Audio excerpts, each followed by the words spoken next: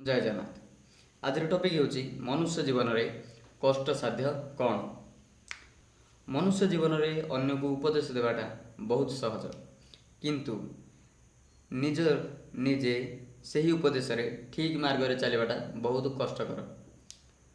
ମନୁଷ୍ୟ ଜୀବନରେ ନିଜକୁ ଅନ୍ୟ ସହିତ ତୁଳନା କରି ମନ ଦୁଃଖ କରିବାଟା ବହୁତ ସହଜ, କିନ୍ତୁ ନିଜେ ନିଜର ଅତୀତରୁ ବର୍ତ୍ତମାନକୁ ତୁଳନା କରି ଆଗକୁ ବଢ଼ିବାଟା ବହୁତ କଷ୍ଟସାଧ୍ୟ।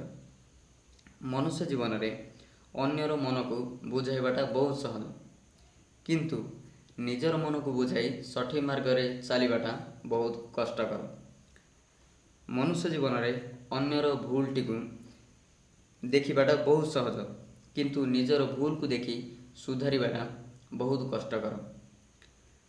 ମନୁଷ୍ୟ ଜୀବନରେ ଅନ୍ୟର ଚରିତ୍ରକୁ ଆଙ୍ଗୁଠି ଉଠାଇବାଟା ବହୁତ ସହଜ, କିନ୍ତୁ ଆଇନା ଆଗରେ ଛିଡ଼ା ହୋଇ ନିଜର ଚରିତ୍ର ବଖାଣିବା ବହୁତ କଷ୍ଟକର।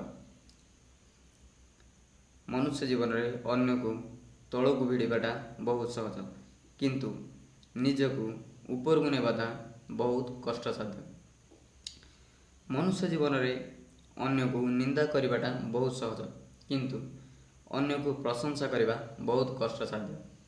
ମନୁଷ୍ୟ ଜୀବନରେ 500 ଟଙ୍କା ମଦ ପିଇବାଟା ବହୁତ ସହଜ, କିନ୍ତୁ 50 ଟଙ୍କା ଜଣେ ଭୋକିଲାକୁ ଖାଇବା ଦେବାଟା ବହୁତ କଷ୍ଟକର।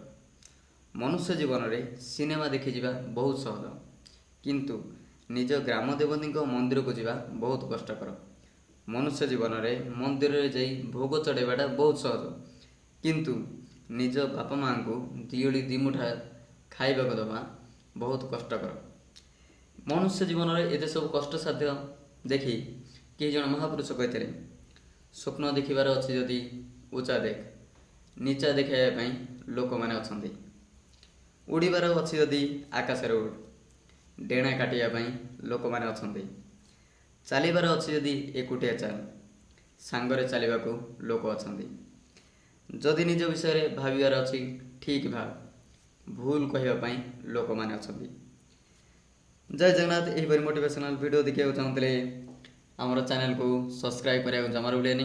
ପସନ୍ଦ ଆସିଲେ ଲାଇକ୍